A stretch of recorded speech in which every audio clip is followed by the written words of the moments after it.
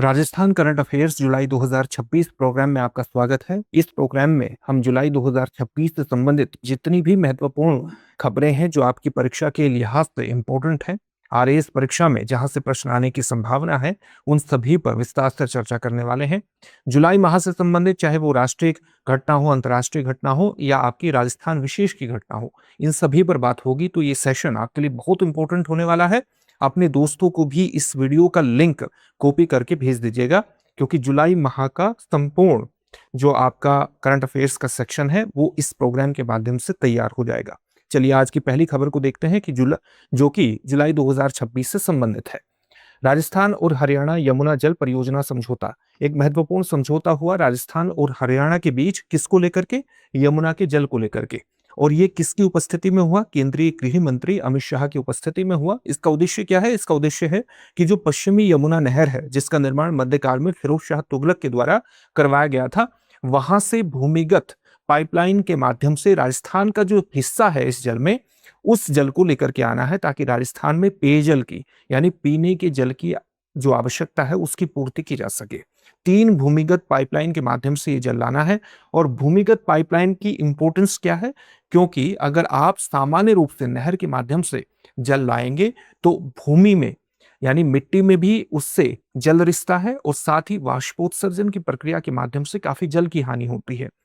भूमिगत पाइपलाइन के माध्यम से जब जल लाएंगे तो ये हानि बच जाएगी और ज्यादा मात्रा में जल आएगा। जितना प्रारंभिक बिंदु पर जल छोड़ा जाएगा लगभग उतनी ही मात्रा में पहुंचेगा और राजस्थान की पेयजल की आवश्यकता की पूर्ति होगी।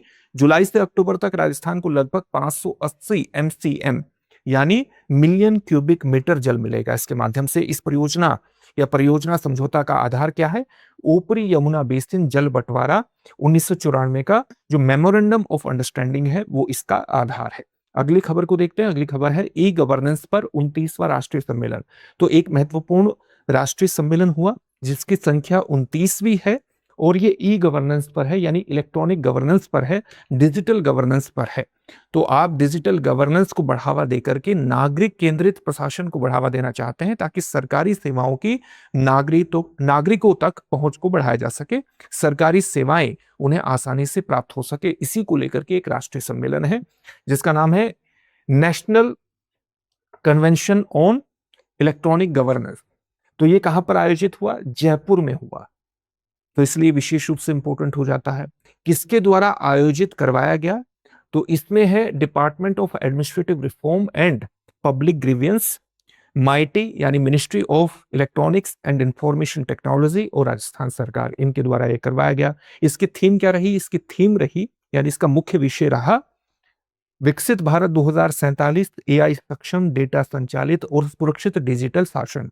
इसका मतलब क्या हुआ? इसका मतलब यह हुआ कि अगर भारत वर्ष 2047 तक विकसित भारत का सपना पूरा करना चाहता है, विकसित होना चाहता है, डेवलप्ड होना चाहता है, तो उसे अपने प्रशासन में भी सुधार करना है। और प्रशासन में सुधार का सीधा सा मतलब है कि वो उसमें AI का प्रयोग करे, आर्टिफिशियल इंटेलिजेंस का प्रयोग करे। जैसे आर्टिफिशियल इंटेलिजेंस से संचालित इस तरह का डेटा प्राप्त करे जो उसको बेहतर नीति बनाने में मदद करे, ऐसी नीति बनाने में मदद करे जो कि लोगों की जमीनी स्तर पर समस्याओं का समाधान कर सके और लोगों तक सरकारी सेवाओं को बेहतर तरीके से पहुंचा सके।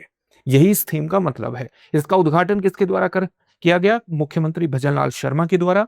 जयपुर घोषणा को भी इसके अंतर्गत अपनाया गया और ये घोषणा इसकी थीम से ही संबंधित रही। उद्देश्य इसका यही है कि विकसित भारत 2047 के विजन के अनुरूप डिजिटल प्रशासन को मजबूत करना है भारत में। तीसरी खबर भाषिनी राजस्थान भाषा मॉडल प्रशिक्षण हैकाथॉन से संबंधित है। तो हैकाथॉन का क्या मतलब होता है? हैकाथॉन में ये मैराथन, थोन जो शब्द आया है वो मैराथन से आया है और मैराथन से आने का सीधा सा मतलब है कि जब आप किसी भी समस्या का समाधान, तकनीकी समाधान करने के लिए या नवाचारी तरीके से उसका समाधान करने के लिए लगातार 24 घंटे तक, 36 घंटे तक या 48 घंटे तक प्रयास करते हैं और इसके लिए आप किसी स्थान पर सरकार, उद्योग, छात्र, स्टार्टअप को बुलाते हैं तो उसको हम कहते हैं हैकाथॉन। तो इस हैकाथॉन का आयोजन किया गया। इसका उद्देश्य क्या था? राजस्थान की प्रमुख भाषाओं के लिए AI आधारित भाषा मॉडल विकसित करना। एआई आधारित भाषा मॉडल विकसित करने की जरूरत क्यों है?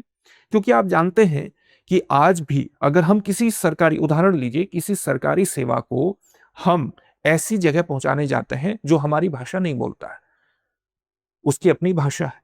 फॉर एग्जाम्पल, अगर कोई सरकारी अधिकारी है, वो हिंदी भाषा जानता है और वो किसी मारवाड़ी के क्षेत्र में गया और किसी ऐसे व्यक्ति से संवाद करना है, किसी ऐसे व्यक्ति तक उसे सरकारी सेवा पहुंचानी है जिससे हिंदी नहीं आती, मारवाड़ी आती है, आपको मारवाड़ी नहीं आती, तो आप एआई आधारित ऐसा भाषा मॉडल विकसित कीजिए और उसके आधार पर एक ऐसा डिवाइस विकसित कर लीजिए।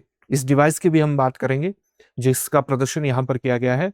ऐसा डिवाइस विकसित कर लीजिए कि आपकी हिंदी भाषा का अनुवाद वो तुरंत मारवाड़ी भाषा में कर सके और उस मारवाड़ी भाषा को उसको सुना भी सके व्यक्ति को, जो केवल मारवाड़ी जानता है। इससे क्या होगा, आपकी जो भाषा संबंधी समस्याएं, भाषा संबंधी जो बाधा है किसी सरकारी सेवा को पहुंचाने की दूरस्थ क्षेत्र में या दूसरी भाषा से संबंधित व्यक्ति के अंतर्गत, या किसी दूसरी भाषा को बोलने वाले व्यक्ति को अगर आप सरकारी सेवा पहुंचाना चाहते हैं तो भाषा संबंधी जो बाधा है वो दूर हो जाएगी। इसी के लिए ये हैकाथॉन आयोजित किया गया और जयपुर में ही ये आयोजित हुआ। डिजिटल इंडिया भाषिणी प्रभाग ने national convention on electronic governance 2026 जो कि जयपुर में आयोजित हुआ, जिस पर अभी हमने बात की थी, वहां पर राजस्थान भाषा मॉडल प्रशिक्षण हैकाथॉन शुरू किया गया था। इसका लक्ष्य यही है कि राजस्थान की मारवाड़ी, मेवाड़ी, ढूंढाड़ी, हाड़ौती, मेवाती और बागड़ी भाषाओं में एआई आधारित भाषा मॉडल विकसित किया जा सके, इनसे संबंधित एआई आधारित भाषा मॉडल विकसित किया जा सके। प्रमुख तकनीकें क्या हो कि अगर कोई भी व्यक्ति बोल रहा है या कोई व्यक्ति लिख रहा है तो उसके बोली गई भाषा को, उसके लिखे गए को अनुवाद किया जा सके। वॉइस आधारित एआई, वॉइस आधारित मतलब जब भी हम स्पीच दे रहे हैं तो स्पीच को टेक्स्ट में बदला जाए। श्रुतलेख और भाषादान, श्रुतलेख का सीधा सा मतलब है कि स्पीच टू टेक्स्ट, और भाषादान भी इसी प्रकार की एक तकनीक है कि आप अलग अलग भाषाओं में अलग अलग तरह की सुविधाएं प्रदान कर रहे हैं। कोई व्यक्ति बोला, उस भाषा का सीधा अनुवाद हुआ दूसरे व्यक्ति की भाषा में, और जैसे ही अनुवाद हुआ फिर उस टेक्स्ट को स्पीच में भी तब्दील कर दिया गया।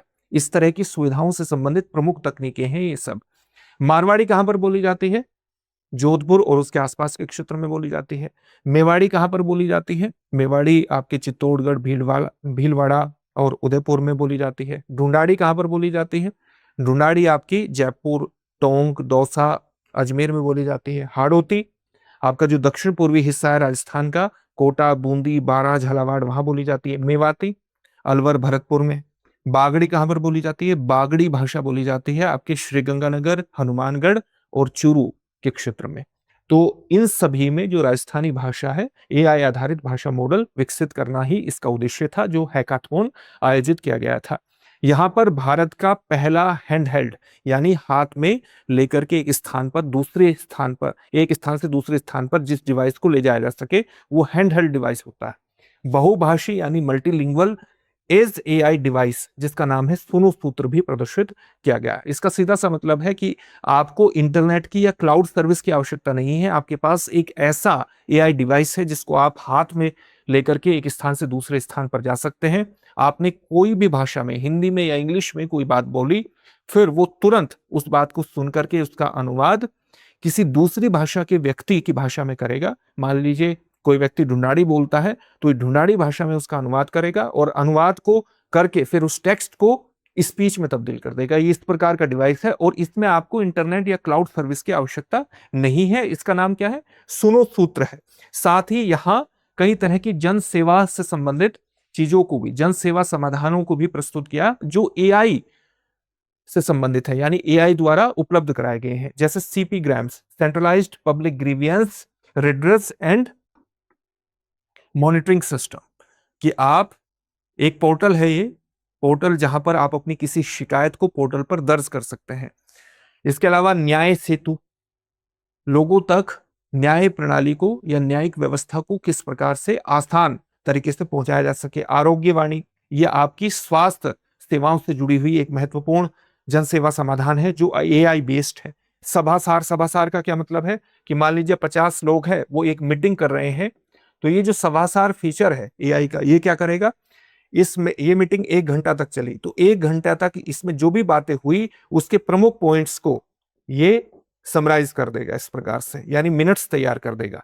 युवा सारथी एक इस तरह का फीचर है, एआई सपोर्टेड फीचर है, जो कि युवाओं को आज की जरूरतों के हिसाब से गाइडेंस प्रदान करता है। तो इस हैकाथॉन में इस तरह की चीजें प्रदर्शित भी की गई। अगली खबर है, राजस्थान में 1.06 लाख करोड़ रुपए की विकास परियोजनाएं।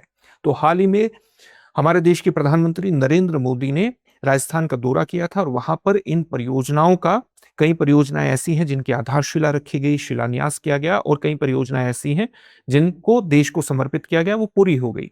जैसे राजस्थान के बालोतरा जिले में पचपदरा रिफाइनरी, जहां पर कच्चे तेल से कई तरह के उत्पादों को, जैसे डीजल, पेट्रोल, एलपीजी, ये सारी चीजें बनाई जाएंगी और पेट्रोकेमिकल उत्पाद भी बनाए जाएंगे। तो ये भारत की सबसे बड़ी रिफाइनरी है बालोतरा में, और उसका भी एक तरह से उद्घाटन हुआ है। इसके अलावा टोटल कुल मिलाकर के वो तो 79,450 करोड़ के आसपास की परियोजना है, जो कि पचपदरा रिफाइनरी, जो भारत की सबसे बड़ी रिफाइनरी है, ग्रीनफील्ड रिफाइनरी है, उसका उद्घाटन प्रधानमंत्री नरेंद्र मोदी के द्वारा किया गया। इसके अलावा अन्य परियोजनाओं से संबंधित उन्होंने शिलान्यास या दूसरी चीजें की, जैसे लोकार्पण किया। ये परियोजनाएं विमानन, सड़क, मेट्रो, जल संसाधन और नवीकरणीय ऊर्जा के साथ साथ सार्वजनिक अवसंरचना से जुड़ी हुई थी। राजस्थान रिफाइनरी के बारे में हमने बात कर ली। जोधपुर के नए एयरपोर्ट टर्मिनल का उद्घाटन भी उनके द्वारा किया गया, जो कि मारवाड़ के क्षेत्र में व्यापार, पर्यटन और संपर्क को बढ़ाएगा। वहां पर औद्योगिक गतिविधियों को भी बढ़ावा देगा, पर्यटन को भी बढ़ावा देगा। जयपुर मेट्रो फेज द्वितीय की आधारशिला भी रखी गई। इससे जयपुर में शहरी परिवहन नेटवर्क का विस्तार होगा, लोगों का समय बचेगा एक स्थान से दूसरे स्थान पर जाने के लिए, और जब लोगों का समय बचेगा तो वो उस समय को कहीं दूसरी स्थान पर भी, कहीं दूसरी जगह पर भी यूज कर पाएंगे। लोगों का समय बचने का कई तरह के लाभ होते हैं। तो इस तरह की परियोजनाओं का उद्घाटन किया गया। खाटू श्याम जी मंदिर के पास नया रेलवे स्टेशन। तो नया रेलवे स्टेशन सीकर रिंगस रेलखंड पर विकसित किया जाएगा। स्टेशन पलसाना और बावड़ी ठिकरिया स्टेशनों के बीच प्रस्तावित है। श्री खाटू श्याम जी मंदिर से लगभग 11 किलोमीटर दूर होगा। स्टेशन पर आधुनिक बुकिंग कार्यालय, प्रतीक्षालय, स्वच्छ शौचालय जैसी सुविधाएं होंगी। स्टेशन भवन का जो डिजाइन है वो राजस्थान की स्थापत्य और सांस्कृतिक विरासत के अनुरूप होगा। सांस्कृतिक विरासत के अनुरूप होने का सीधा सा मतलब है कि राजस्थान की जो भी सांस्कृतिक विशेषताएं रही हैं, जो राजस्थान की वास्तुकलात्मक विशेषताएं रही हैं, उसी को ध्यान में रखते हुए यहाँ पर भवन ढांचे का निर्माण किया जाएगा। परियोजना से जो श्रद्धालु आते हैं श्री खाटू श्याम जी, उनको सुविधा होगी, पर्यटन भी बढ़ेगा, स्थानीय अर्थव्यवस्था को बल मिलेगा और क्षेत्रीय रेल संपर्क को भी बढ़ावा मिलेगा। राजस्थान में विकसित भारत जी राम जी पहल। तो विकसित भारत जी राम जी पहल क्या है? विकसित भारत गारंटी फॉर रोजगार एंड आजीविका मिशन ग्रामीण पहले, आप जानते हैं कि ये जो महात्मा गांधी नरेगा प्रोग्राम है उसके स्थान पर लाया गया है, और 1 जुलाई 2026 से ये भारत में लागू हुआ है। इसके अंतर्गत ग्रामीण क्षेत्रों में प्रत्येक परिवार का जो युवा है उसको 125 दिनों के रोजगार की गारंटी इसके अंतर्गत प्रदान की गई है। इसमें न्यूनतम मजदूरी 300 रुपए तय की गई है, और साथ ही जब बुआई कटाई के समय किसानों का खेतों में काफी काम होता है तो उस दौरान 60 दिन का एक हाल्ट भी इसमें रखा गया है कि 60 दिन तक इस विकसित भारत जी राम जी योजना के अंतर्गत काम नहीं होगा 60 दिन का, क्योंकि उस समय खेतों में काम काफी होता है, तो वहां पर रोजगार की आपूर्ति हो जाएगी। ये बेसिक बातें हैं। तो केंद्रीय मंत्री शिवराज सिंह चौहान और मुख्यमंत्री भजनलाल शर्मा ने राजस्थान में इस पहल के क्रियान्वयन की हाल ही में समीक्षा की। योजना ग्राम सभा आधारित और निचले स्तर से ऊपर की तरफ विकास मॉडल पर आधारित है। यानी आप अगर निचले स्तर पर ग्रामीण क्षेत्र में विकास की बुनियाद को तैयार कर देंगे तो फिर भारत नीचे से ऊपर की तरफ विकसित होते हुए चलेगा। ये नीचे से ऊपर के को जाता हुआ एक विकास मॉडल उस धारणा पर आधारित है। उस अवधारणा पर आधारित है, उस कॉन्सेप्ट पर आधारित है। राजस्थान को अब तक 445 करोड़ रुपए इसके अंतर्गत मिले हैं, जिसमें से लगभग 200 करोड़ रुपए खर्च किए जा चुके हैं। प्रभावी उपयोग के बाद 180 करोड़ रुपए की दूसरी किस्त भी राजस्थान को जारी की जाएगी। राज्य में ग्रामीण विकास पर प्रतिवर्ष लगभग 12,000 करोड़ रुपए निवेश का अनुमान है और पहल का लक्ष्य यही है कि ग्रामीण रोजगार को बढ़ावा दिया जा सके। स्थायी सामुदायिक परिसंपत्तियों को इस योजना के माध्यम से ग्रामीण क्षेत्रों में क्रिएट किया जा सके, सृजित किया जा सके और साथ ही पारदर्शी धन उपयोग हो। यानी अगर कोई भी सरकारी योजना है उसमें धन का प्रयोग हो रहा है तो उसमें किसी भी तरह से उसका दुरुपयोग न हो, ट्रांसपेरेंट तरीके से जहां पर उस धन को खर्च किया जाना चाहिए वहीं पर वो खर्च हो। मुख्यमंत्री ग्राम चौपाल के माध्यम से सहभागी सुशासन को भी बढ़ावा दिया जाएगा। जो मुख्यमंत्री ग्राम चौपाल है, ग्रामीण क्षेत्रों में जो चौपाल होती है जहां पर सामान्यतः लोग इकट्ठा होते हैं, पंचायत इकट्ठा होती है, वहां पर जनसंपर्क को, जनसंवाद को बढ़ावा देना और वहीं पर लोगों की समस्याओं का समाधान करने के लिए मुख्यमंत्री ग्राम चौपाल पहल को शुरू किया गया है ताकि सहभागी सुशासन को बढ़ावा दिया जा सके। तो अगली खबर हमारी है जयपुर वर्ल्ड्स हैप्पीएस्ट सिटीज 2026। तो हाल ही में एक सर्वेक्षण किया गया है, टाइम आउट सर्वेक्षण 2026। इसके अंतर्गत जयपुर को विश्व का सबसे छठा सबसे खुशहाल शहर घोषित किया गया है। इस तथ्य को नोट कर लीजिएगा क्योंकि यहां से प्रश्न आपसे पूछा जा सकता है। जयपुर शीर्ष 10 में शामिल भारत का एकमात्र शहर है। सर्वेक्षण में विश्व भर के 24,000 से अधिक लोगों ने भाग लिया और इस सूची में प्रथम स्थान पर कौन सा शहर है? इस सूची में प्रथम स्थान पर जो शहर है वो है इंग्लैंड का बाथ शहर। इस तथ्य को भी आपको नोट करना है, बाथ शहर प्रथम स्थान पर है। और मूल्यांकन के जो प्रमुख आधार थे वो क्या थे? संस्कृति, कल्चर, हरित क्षेत्र, ग्रीन एरिया, स्थानीय भोजन यानी जो लोकल क्यूजीन होता है वो, सामुदायिक भावना जो कम्युनिटी का एक इमोशन होता है उसको भी ध्यान में रखा गया कि किसी के प्रति आपका एक भावना कैसे रहती है, सामाजिक संबंध और समग्र खुशी। इन सभी पैमानों पर किसी भी शहर की खुशी का मापन किया गया है। जयपुर की रैंकिंग उसके सशक्त सामुदायिक जीवन के कारण, समृद्ध सांस्कृतिक विरासत के कारण और बेहतर शहरी अनुभव के कारण जयपुर को बेहतर रैंकिंग प्राप्त हुई है। अगली खबर है जोधपुरी मोजड़ी को जीआई पहचान यानी ज्योग्राफिकल इंडिकेशन पहचान मिली है। जोधपुर मोजड़ी का मतलब है जो जोधपुरी जूती है उसको जीआई टैग प्राप्त हुआ है। तो आप देखेंगे कि इसको जीआई रजिस्ट्री चेन्नई द्वारा भौगोलिक उपदर्शन या संकेतक प्रमाणन मिला है। इसका पंजीकरण जीआई संख्या 735 के अंतर्गत किया गया और जीआई प्रमाणन सर्टिफिकेशन जोधपुर हस्तशिल्प निर्यातक संघ और ग्राम विकास सेवा संस्थान पिपाड़ सिटी को प्रदान किया गया है। मारवाड़ की ये जो पारंपरिक हस्त निर्मित कला है ये लगभग 200 वर्ष पुरानी है। घरेलू बाजार इसका 100 करोड़ का है, निर्यात लगभग 10 करोड़ का है। आप ये जानते हैं कि भारत में जीआई का मतलब, ज्योग्राफिकल इंडिकेशन का मतलब क्या है? ज्योग्राफिकल इंडिकेशन अपने आप में एक पहचान है, एक प्रतीक है, एक पहचान है, एक प्रतीक है और किसी भी ऐसी वस्तु को प्रदान किया जाता है, किसी भी ऐसे उत्पाद को ये प्रदान किया जाता है जो किसी खास भौगोलिक क्षेत्र में उत्पादित या निर्मित होता है और इस खास भौगोलिक क्षेत्र से संबंधित होने के कारण इसकी एक खास गुणवत्ता, उच्च गुणवत्ता होती है, उच्च गुणवत्ता होती है और इसकी अपनी एक प्रतिष्ठा भी होती है। ऐसे उत्पाद को ज्योग्राफिकल इंडिकेशन प्रदान किया जाता है। जब किसी उत्पाद को ज्योग्राफिकल इंडिकेशन प्रदान किया जाता है तो ये geographical indication of goods registration and protection act 1999 के तहत प्रदान किया जाता है। इसके तहत प्रदान किया जाता है और ये अधिनियम वर्ष 2003 में लागू हुआ था। इसके तहत ही जब किसी उत्पाद को इसके अंतर्गत पंजीकृत किया जाता है तो वो 10 वर्ष तक ही ज्योग्राफिकल इंडिकेशन का जो टैग है 10 वर्ष तक वैध रहता है और इसको रिन्यू भी किया जा सकता है, नवीनीकरण इसका किया जा सकता है।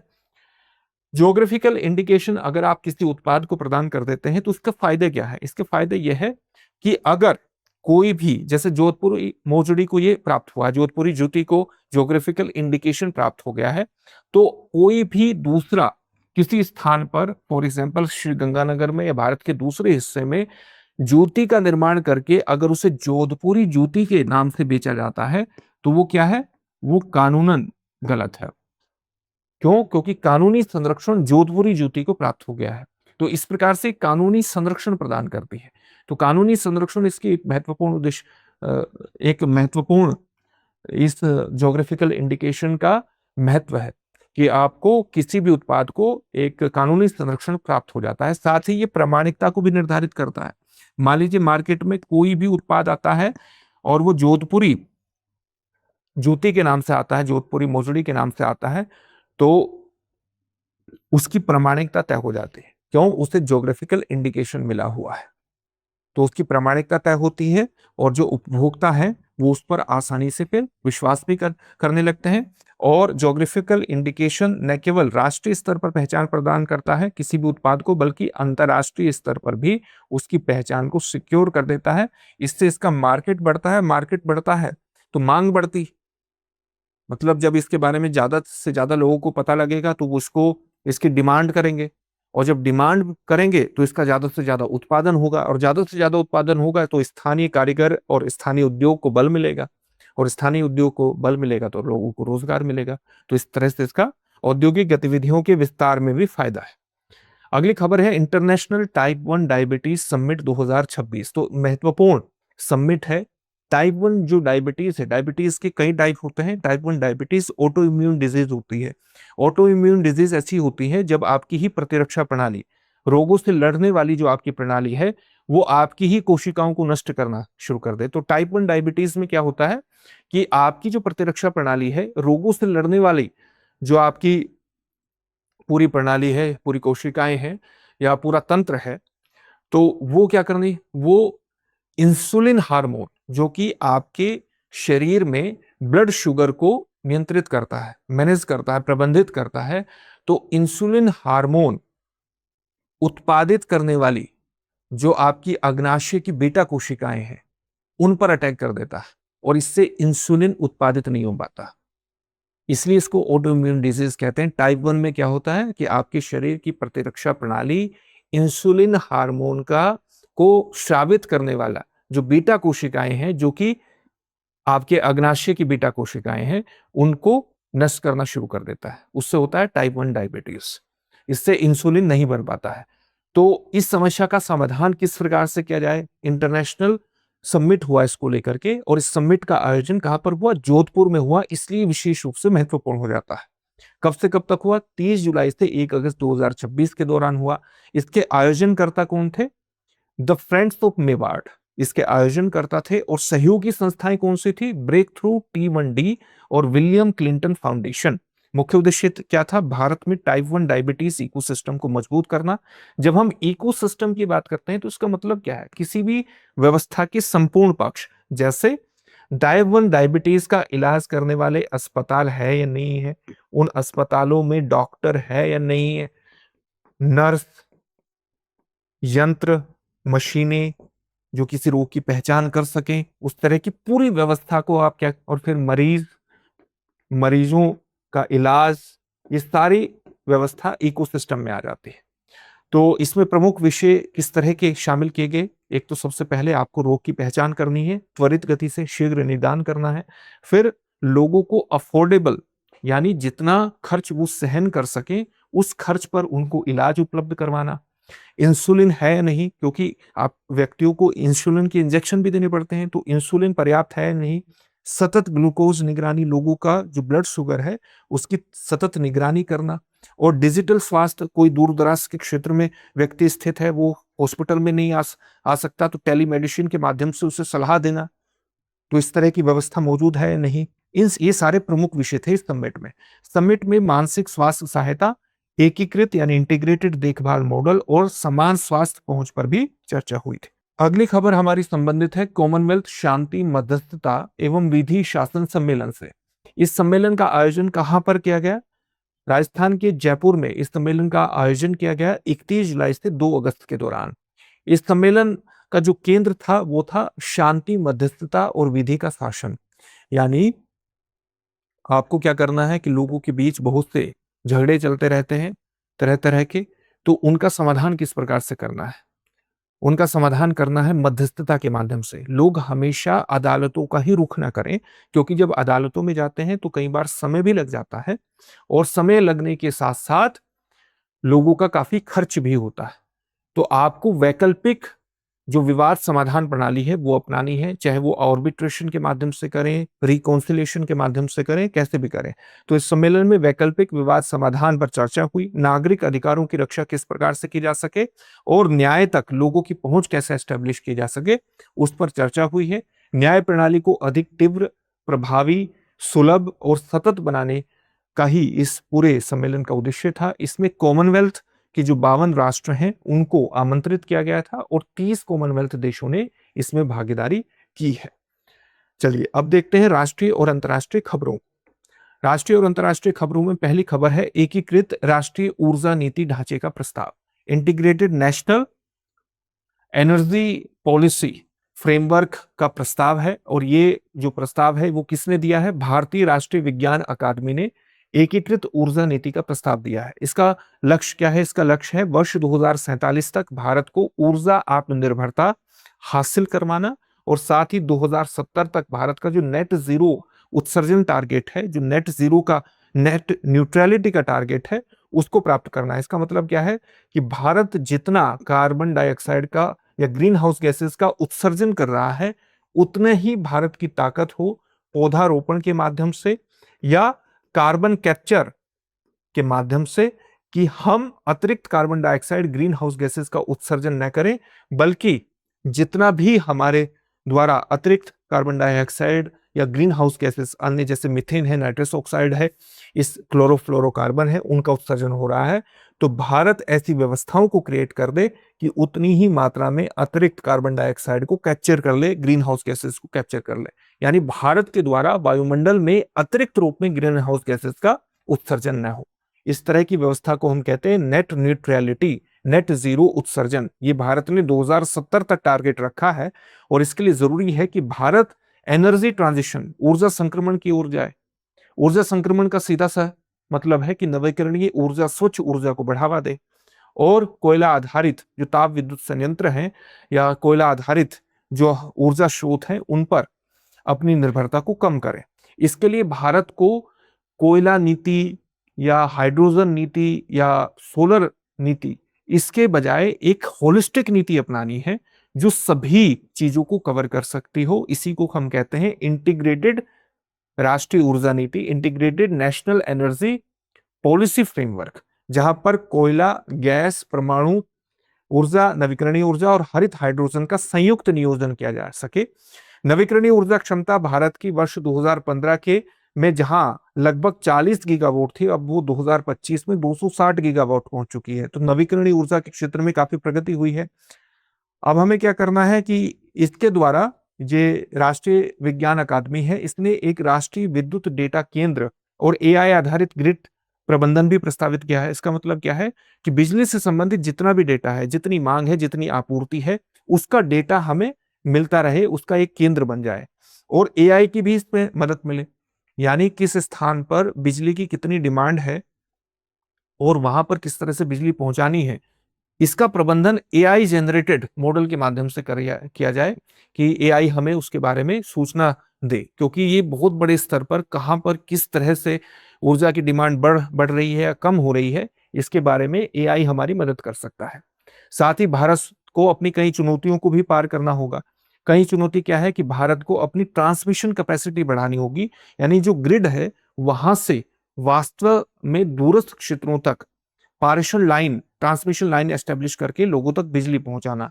यहाँ इसके अंतर्गत भारत को अपनी कैपेसिटी बढ़ानी है और इस प्रकार से बढ़ानी है कि ऊर्जा हानि ना हो। ऊर्जा का भंडारण करना, इसके अंतर्गत भारत प्रयास कर रहा है कि जो बैटरी एनर्जी स्टोरेज सिस्टम है उसको विकसित किया जाए और वो सोलर एनर्जी को स्टोर करने में विशेष रूप से मदद करेगा। डिस्कॉम सुधार करना, भारत की जो कंपनियां हैं उसमें भी सुधार जरूरी है और केंद्र और राज्यों के बीच बेहतर कोऑर्डिनेशन भी इसके लिए जरूरी है। इन चुनौतियों से पार पाना है।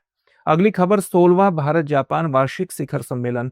जो वार्षिक शिखर सम्मेलन होता है भारत का 16वां, वो हाल ही में हुआ नई दिल्ली में और विशेष रणनीतिक और वैश्विक साझेदारी की समीक्षा की गई। भारत की जो special strategic and global partnership है जापान के साथ उसकी समीक्षा की गई और आगे उसे बढ़ाने पर विचार हुआ और भारत और जापान ने ये निर्णय लिया है कि अब वो रक्षा सह विकास परियोजना पर भी काम करेंगे और ये भारत और जापान की पहली रक्षा डिफेंस को डेवलपमेंट परियोजना होगी जिसका नाम दिया गया है यूनिकॉर्न। ये तथ्य विशेष रूप से महत्वपूर्ण है, इसको नोट कर लीजिएगा। साथ ही भारत और जापान के बीच सेमीकंडक्टर को लेकर के यानी चिप निर्माण को लेकर के, महत्वपूर्ण खनिजों को लेकर के और औषधि आपूर्ति श्रृंखला यानी जो फार्मास्यूटिकल से संबंधित पूरा चेन है, पूरा जो आपूर्ति श्रृंखला है, उस पर भी समझौता हुआ है। जापान भारत की मदद करेगा 1000 बायोगैस और जैविक उर्वरक संयंत्र स्थापित करने के अंतर्गत। इससे भारत स्वच्छ ऊर्जा के क्षेत्र में और ज्यादा मजबूती से उभरेगा और साथ ही जो जैविक उर्वरक संयंत्र स्थापित करेगा तो फर्टिलाइजर, जैविक फर्टिलाइजर की भारत की आवश्यकताओं की भी पूर्ति होगी, किसानों को इससे मदद मिलेगी। पहला भारत जापान एआई रणनीतिक संवाद और $10 अरब का निवेश पैकेज, यानी जापान भारत में $10 अरब का निवेश करेगा और साथ ही एक रणनीतिक संवाद, एआई बेस्ड रणनीतिक संवाद भी शुरू करने का निर्णय भारत और जापान ने ले लिया है। इसके अलावा कुछ और महत्वपूर्ण चुनौतियां हैं, कुछ चुनौतियां भी हैं भारत और जापान के रिलेशंस में जिन्हें दूर करने का प्रयास किया जाएगा, जैसे व्यापार असंतुलन। व्यापार असंतुलन का सीधा सा मतलब है कि अगर भारत का निर्यात काफी कम हो रहा है, आयात ज्यादा हो रहा है, तो उसको संतुलित किया जाएगा। गैर शुल्क बाधाएं दूर की जाएंगी। गैर शुल्क बाधाएं ये होती हैं कि जैसे कोई भी देश है, उसने एक मात्रात्मक प्रतिबंध लगा दिया कि हम इस चीज को केवल 100 टन तक की मात्रा तक लेंगे। ये कोई शुल्क नहीं लगा है, कोई टैक्स नहीं लगा है, बल्कि आपने मात्रा के आधार पर निर्धारित कर दिया कि इससे ज्यादा तो हम आपसे आयात करेंगे ही नहीं। तो इसको कहते हैं गैर शुल्क बाधा व्यापार के अंतर्गत। तो इनकी समीक्षा करके इनको कम से कम करने की कोशिश की जाएगी। और तकनीकी हस्तांतरण, विशेष रूप से जापान रक्षा तकनीक का हस्तांतरण करते हुए बसता है सुरक्षात्मक दृष्टिकोण से, सुरक्षा को ध्यान में रखते हुए। तो ये भारत जापान से तकनीक को लेना चाहता है, विशेष रूप से रक्षा के क्षेत्र में, डिफेंस के क्षेत्र में। तो इस चुनौती का भी समाधान करने की दिशा में आगे बढ़ने के लिए भारत और जापान सहमत हुए हैं। अगली हमारी जो खबर है वो अखिल भारतीय उच्च शिक्षा सर्वेक्षण रिपोर्ट 2022-24 से संबंधित है। All India survey on higher education, all India survey on higher education शिक्षा मंत्रालय के द्वारा संचालित की जाती है वार्षिक उच्च शिक्षा सर्वेक्षण है। ये वार्षिक रूप में किया जाता है उच्च शिक्षा का सर्वेक्षण। और उच्च शिक्षा की जब हम बात करते हैं तो सामान्य रूप से इसमें 18 से 23 उम्र के ऐसे नौजवान जो कि उच्च शिक्षा में प्रवेश कर सकते थे, उसके आधार पर मूल्यांकन किया जा सकता है। 18 से 23 साल के नौजवान जो कि उच्च शिक्षा में जाने के योग्य होते हैं, जा सकते हैं। तो कुल नामांकन 2014-15 के 3.42 करोड़ से बढ़कर के 4.50 करोड़ हुआ है। तो जो व्यक्ति हायर एजुकेशन में इस एज ग्रुप के जा सकते थे, उनका नामांकन बढ़ा है, ये 4.5 करोड़ तक पहुंचा है। सकल नामांकन अनुपात यानी जो ग्रॉस एनरोलमेंट रेशियो है, जीईआर है, ये 23.7 से बढ़कर के 30 पर पहुंचा है। इसका मतलब है कि जो युवा 100 युवा हैं जो कि उच्च शिक्षा में जा सकते थे, वो अभी 30 जा रहे हैं। पहले ये 23.7 हुआ करते थे, अब 30 इनकी संख्या हो गई है। ग्रोस एनरोलमेंट रेशियो इसको कहते हैं कि 100 में से उच्च शिक्षा ग्रहण करने योग्य कितने व्यक्ति उच्च शिक्षा की तरफ जा रहे हैं, ये उसका अनुपात है। महिला जो नामांकन है ये 2.2 करोड़ से बढ़कर के महिला जीआर, महिला जो नामांकन है वो 2.24 करोड़ रहा है अगर हम संख्या के पैमाने पर देखें। और महिला जीआर यानी ग्रोस एनरोलमेंट रेशियो महिलाओं का 31.2 दर्ज किया गया है। यानी 100 में से 18 से 23 साल की उम्र की जो महिला है वो 100 में से 31.2 जो है वो उच्च शिक्षा में एनरोल हो रही है। स्टेम का मतलब क्या है? Science, technology, energy, engineering and mathematics. Science, technology, engineering and mathematics में महिलाओं की भागीदारी बढ़कर के 44% हुई है। नेशनल एजुकेशन पॉलिसी 2020 के अनुसार 2035 तक 50% जीआर के लिए गुणवत्ता, कौशल और डिजिटल पहुंच बढ़ाना आवश्यक है। तो ये जो GR है, जो 30 आ रहा है, इसको 2035 तक 50% बढ़ाना है नेशनल एजुकेशन पॉलिसी 2020 के तहत। ये भी एक महत्वपूर्ण तथ्य है। अगली खबर है विक्रम-1, भारत का पहला निजी कक्षीय रॉकेट। कक्षीय रॉकेट कौन सा रॉकेट होता है? ऐसा रॉकेट होता है जो कि पृथ्वी की कक्षा में उपग्रहों को स्थापित कर सकता है, उसे हम कहते हैं कक्षीय रॉकेट।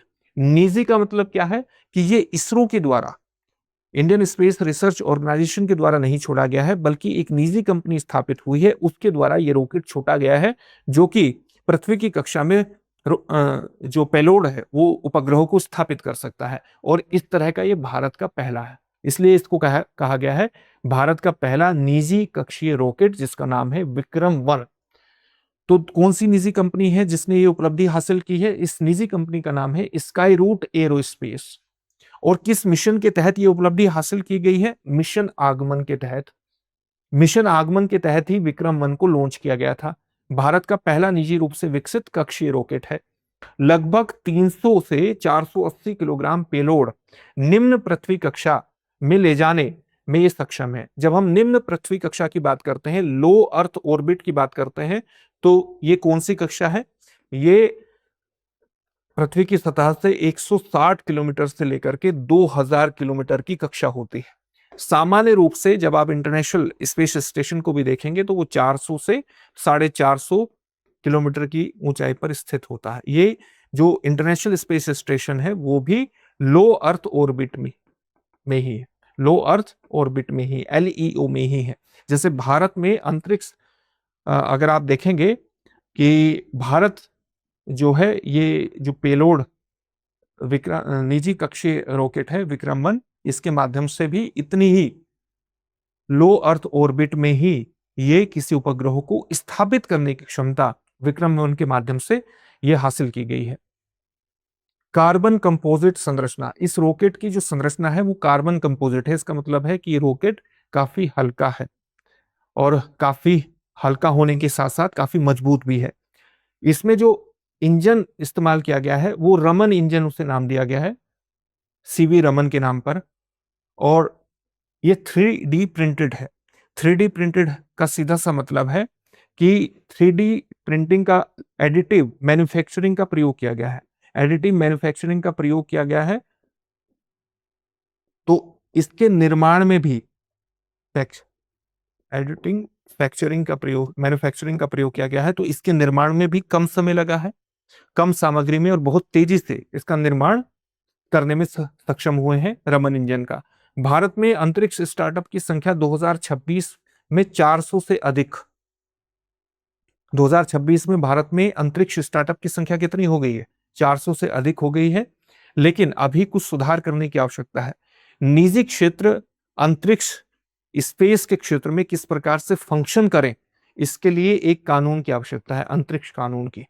साथ ही जो रॉकेट हम भेजते हैं, इसको वापस लाने की क्षमता विकसित करना भी हमारी चुनौती है, ताकि एक रॉकेट को हम बार बार इस्तेमाल कर सकें। और बार बार इस्तेमाल करने से क्या होगा, हम तेजी से पेलोड को अंतरिक्ष या पृथ्वी की कक्षा में स्थापित कर सकेंगे, अंतरिक्ष में भेज सकेंगे, और कम खर्चे में ये सब काम कर सकेंगे अगर हम रीयूजेबल रॉकेट का निर्माण कर लेते हैं।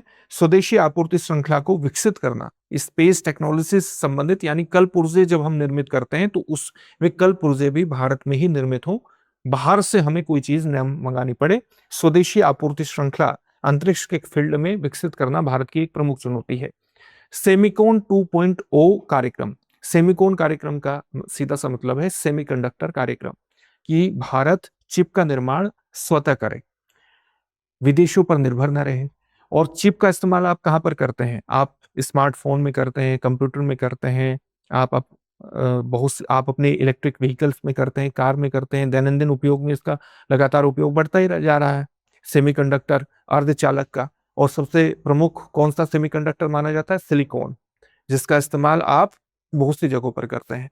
तो केंद्रीय मंत्रिमंडल ने 1,27,500 करोड़ रुपए के सेमिकोन 2.0 कार्यक्रम को मंजूरी दी है। इसका लक्ष्य है डिजाइन से लेकर निर्माण और पैकेजिंग तक संपूर्ण सेमीकंडक्टर तंत्र विकसित करना। 6 स्तंभ होंगे, 6 पिलर होंगे इसके: चिप डिजाइन, सामग्री फैब, फैब का मतलब फैब्रिकेशन प्लांट बनाना, जहां पर चिप को निर्मित किया जा सके, पैकेजिंग की जा सके, रिसर्च एंड डेवलपमेंट किया जा सके, कौशल विकास किया जा सके। भारत की पहली सेमीकंडक्टर फैब वर्ष 2000 यानी फैब्रिकेशन प्लांट वर्ष 2028 तक शुरू होने की संभावना है। सेमिकॉन 1.0 में 6 राज्यों की 12 परियोजनाओं को मंजूरी मिली थी और वर्ष 2035 तक 200 अरब डॉलर का घरेलू सेमीकंडक्टर बाजार बनाने का लक्ष्य इसके अंतर्गत रखा गया है। भारत की पहली हाइड्रोजन ट्रेन नमो ग्रीन रेल, इसकी भी शुरुआत हो गई है। भारत की पहली हाइड्रोजन ट्रेन का नाम क्या है? नमो ग्रीन रेल इसका नाम दिया गया है। कहां से कहां तक इसका संचालन हुआ है? शुरू जींद से सोनीपत के 89 किलोमीटर रेलखंड पर संचालन शुरू हुआ है। ट्रेन स्वदेशी रूप से डिजाइन और विकसित की गई है। 2 पावर कार लगे हैं जहां पर फ्यूल सेल है, जो हाइड्रोजन के माध्यम से हाइड्रोजन इनमें भेजी जाती है फ्यूल सेल में, और ये हवा से ऑक्सीजन ग्रहण करते हैं, उससे हीट पैदा होती है और मोटर चलता है, जिससे आपकी रेलगाड़ी को बिजली मिलती है। तो इस प्रकार से ये फ्यूल सेल के माध्यम से बिजली उत्पन्न करती है, पावर उत्पन्न करती है। तो 2 पावर कार इस प्रकार से लगे हैं और 8 ट्रेलर हैं जो कि यात्रियों के लिए है। तो इस प्रकार से कुल 10 डब्बे हैं इसमें। कुल क्षमता कितने किलोवाट की उत्पन्न है? ये 2 पावर कार की कुल क्षमता कितनी है? 2400 किलोवाट बिजली उत्पन्न करने की है। डिजाइन गति कितनी है? 110 किलोमीटर प्रति घंटा की रफ्तार से दौड़ सकेगी। फ्यूल सेल हाइड्रोजन और ऑक्सीजन से बिजली उत्पन्न करता है। जो फ्यूल सेल में हाइड्रोजन भेजी जाएगी, हवा से ऑक्सीजन का प्रयोग होगा और इस प्रकार से बिजली उत्पन्न होगी। प्रत्यक्ष उत्सर्जन केवल जल वाष्प और ऊष्मा का, यानी जो उत्सर्जन होगा वो किसका होगा? उत्सर्जन केवल होगा जल वाष्प का और हीट का उत्सर्जन होगा। अगली आपकी जो खबर है वो वैश्विक आतंकवाद सूचकांक 2026 की है। वैश्विक आतंकवाद सूचकांक 2026 से संबंधित है। तो सूचकांक किसके द्वारा जारी किया गया? Institute for economics and peace के द्वारा ये सूचकांक जारी किया गया। वर्ष 2025 में आतंकवादी मौतें कितनी हुई? 28%। माफ कीजिएगा, वर्ष 2025 में आतंकवाद के कारण होने वाली मौतों में गिरावट कितनी हुई? वो 28% हुई। और आतंकवादी घटनाओं में कमी कितनी आई? आतंकवाद से होने वाली मौतों में 25% की कमी हुई और आतंकवादी घटनाओं में कितने प्रतिशत की कमी आई? 22% की कमी आई। पाकिस्तान सर्वाधिक प्रभावित देश रहा आतंकवाद से 2025 में और भारत 13वें स्थान पर रहा। लगभग 70% जो मौतें हैं वो केवल 5 देशों में हुई। और ये 5 देश कौन से हैं? एक तो आपका पाकिस्तान हो गया, फिर आप अफ्रीका की तरफ चले जाइए, तो अफ्रीका में एक देश है बुर्किना फासो,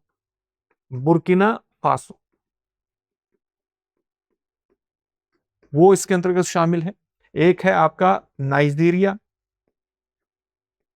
एक है नाइजीरिया के पास ही नाइजर, और एक है डेमोक्रेटिक रिपब्लिक ऑफ कॉन्गो। ये 5 देश हैं जहां 70% मौतें हुई हैं। 60% से अधिक हमले अंतर्राष्ट्रीय सीमाओं के 100 किलोमीटर के भीतर हुए हैं। डिजिटल कट्टरपंथ, क्रिप्टो वित्तपोषण और लोन वुल्फ हमले नई चुनौतियां हैं। यानी डिजिटली ऑनलाइन व्यक्तियों को कट्टरपंथ की तरफ धकेलना, ये एक बहुत बड़ी चुनौती है। क्रिप्टो वित्तपोषण यानी आतंकवाद की जो फंडिंग है वो किस प्रकार से हो रही है? वो डिजिटल करेंसी के माध्यम से हो रही है, जैसे बिटकॉइन, वो चुनौती है। लोन वुल्फ अटैक मतलब कोई भी अकेला व्यक्ति है, रेडिकलाइज होकर के बिना किसी संगठन से जुड़े अकेला ही हमला करने का निर्णय ले ले, उसको हम कहते हैं लोन वुल्फ अटैक। तो ये नई चुनौतियां हैं आतंकवाद से निपटने के अंतर्गत। भारत की पहली नाइट सफारी ये कहां पर शुरू हुई है? लखनऊ के कुकरेल रिजर्व फॉरेस्ट में ये परियोजना स्थापित होगी। भारत की पहली नाइट सफारी, और ये भारत की पहली और विश्व की 5वीं नाइट सफारी होगी। सर्वोच्च न्यायालय ने हरी झंडी दे दी है उत्तर प्रदेश सरकार को इस परियोजना पर आगे बढ़ने के अंतर्गत। केंद्रीय चिड़ियाघर प्राधिकरण और पर्यावरण मंत्रालय से मंजूरी प्राप्त हो चुकी है। कुकरेल जो वन है वो लगभग 4500 एकड़ में फैला लखनऊ का प्रमुख हरित क्षेत्र है। यहाँ वर्ष 1975 में स्थापित भारत का पहला घड़ियाल संरक्षण केंद्र भी स्थित है। इस तथ्य को भी याद रखिएगा। भारत की पहली डेंगू वैक्सीन क्यूडेंगा है। भारत की पहली डेंगू वैक्सीन क्यूडेंगा, इस पर भी बात कर लेते हैं। इसे टाक 003 नाम से भी जाना जाता है।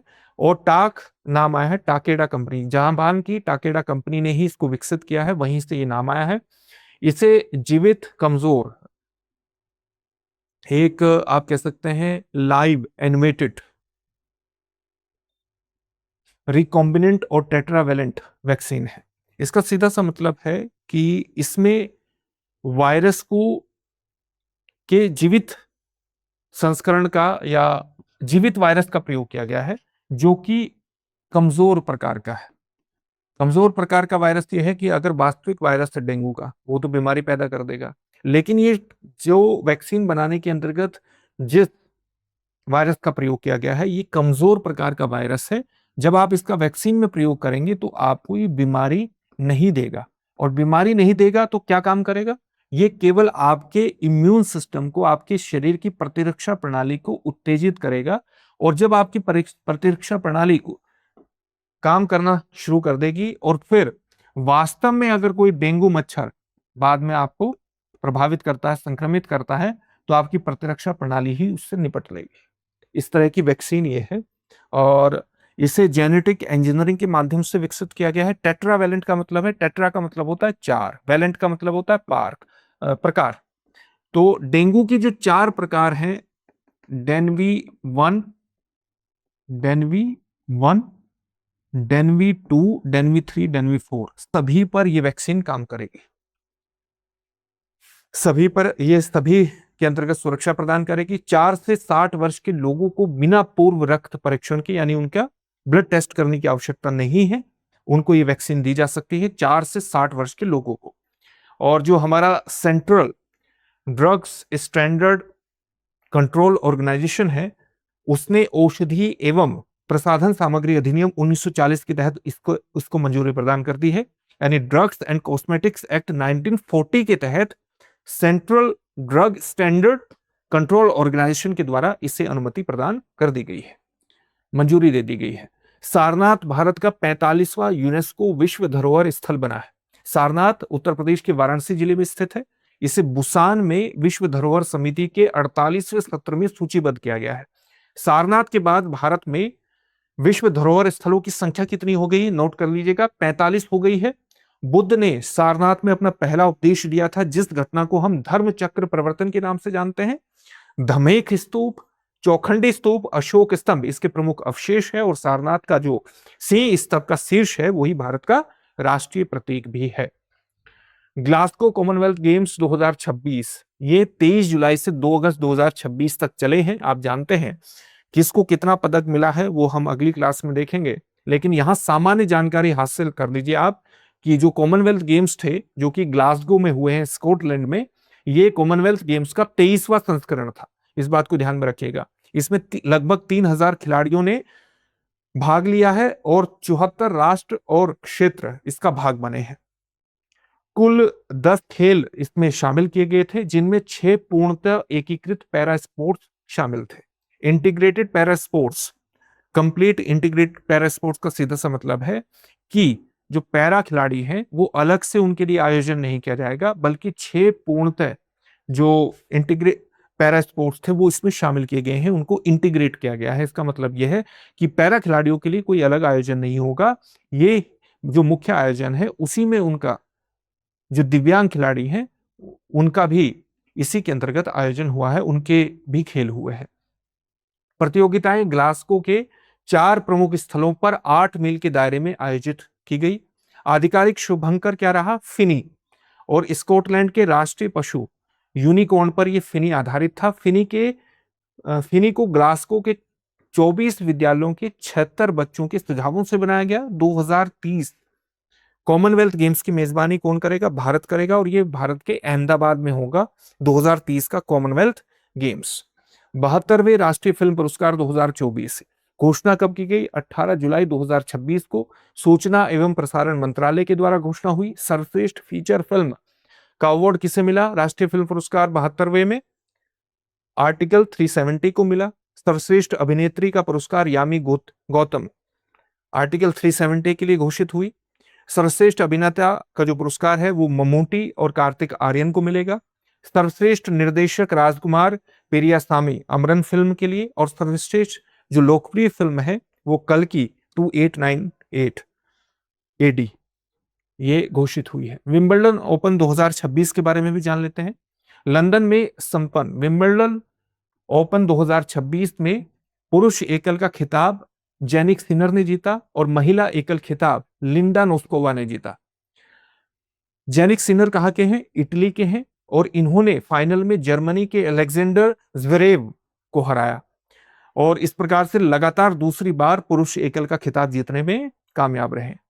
जो लिंडा नोस्कोवा है ये कहाँ की खिलाड़ी हैं? चेक गणराज्य की हैं, और इन्होंने चेक गणराज्य की ही दूसरी खिलाड़ी को फाइनल में हराया जिनका नाम है करोलिना मुचोवा, उनको ये हराया। इस प्रकार से इन्होंने लिंडा नोस्कोवा ने अपना पहला ग्रैंड स्लैम खिताब जीता। जब हम ग्रैंड स्लैम की बात करते हैं तो उसके अंतर्गत Australian open, French open, Wimbledon और यूएस ओपन आता है, इस बात को भी ध्यान में रखना है। पुरुष युगल के बारे में बात करें तो पुरुष युगल का खिताब हैरी हेलियोवारा और हेनरी पेटन, ये दो खिलाड़ी हैं, इनके द्वारा जीता गया। और महिला युगल का जो खिताब है वो गुआ हान्यू और क्रिस्टीना म्लादेनोविच इनके द्वारा जीता गया। मिश्रित युगल खिताब मार्सेला अरेवालो और येलेना ओस्टापेंको की जोड़ी ने जीता। ये भी तथ्य आपको याद रखने हैं, इनमें से कोई भी प्रश्न आपके एग्जामिनेशन में पूछा जा सकता है। रिम्पैक 2026 में भारतीय नौसेना के एक विमान ने भाग लिया जिसका नाम है P8I, इसको इस प्रकार से भी लिखा जाता है P8I। इस विमान ने भाग लिया है रिम ऑफ द पैसिफिक अभ्यास, जिसकी शुरुआत 1971 में हुई थी और विश्व का सबसे बड़ा अंतर्राष्ट्रीय नौसैनिक अभ्यास है। अमेरिकी प्रशांत बेड़ा हवाई में इस अभ्यास की मेजबानी करता है।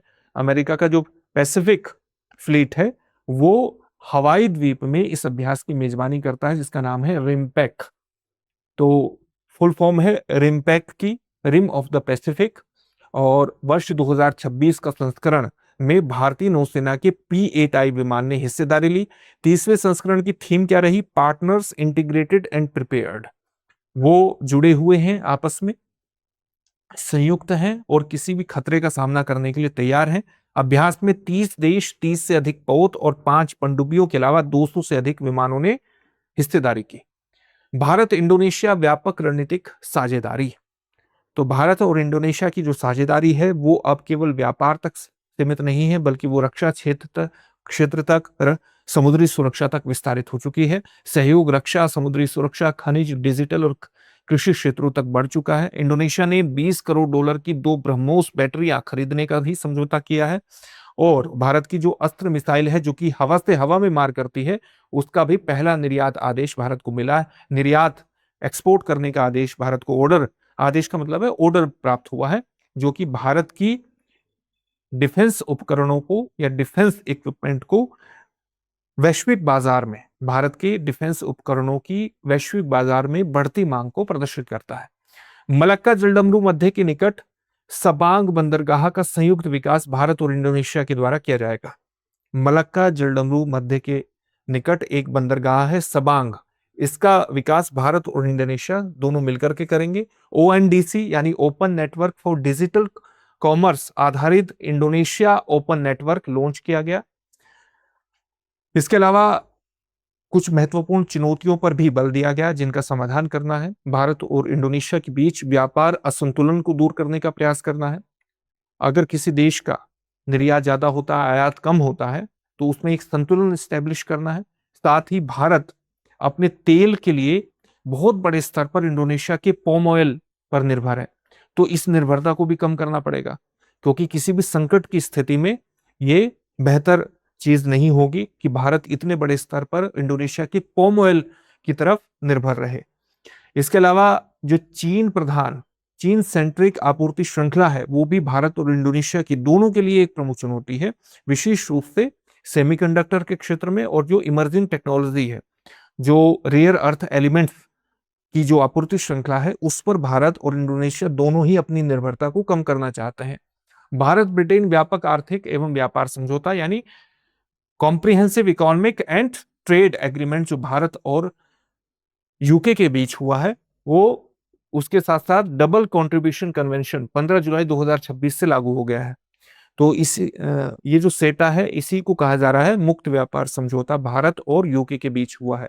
डबल कंट्रीब्यूशन कन्वेंशन क्या है कि भारत का कोई एम्प्लॉय है, भारत का कोई आईटी प्रोफेशनल है या कोई भी व्यक्ति है, वो ब्रिटेन में जाता है, ब्रिटेन में काम करता है कुछ समय के लिए, तो उसे क्या करना पड़ता है, ब्रिटेन की जो सामाजिक सुरक्षा योजना है उसमें भी कंट्रीब्यूशन देना पड़ता है और ये भारत में भी अपना कंट्रीब्यूशन दे रहा है होता है।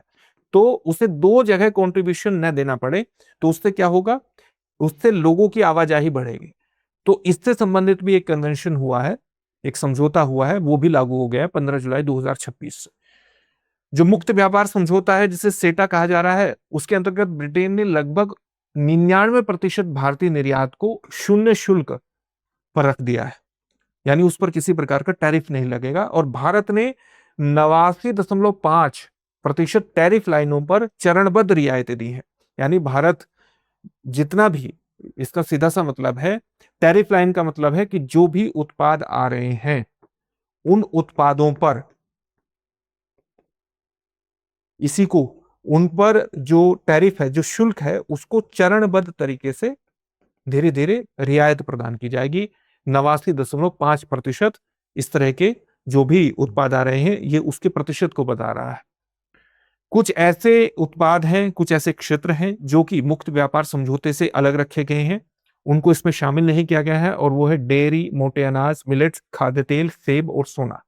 इसको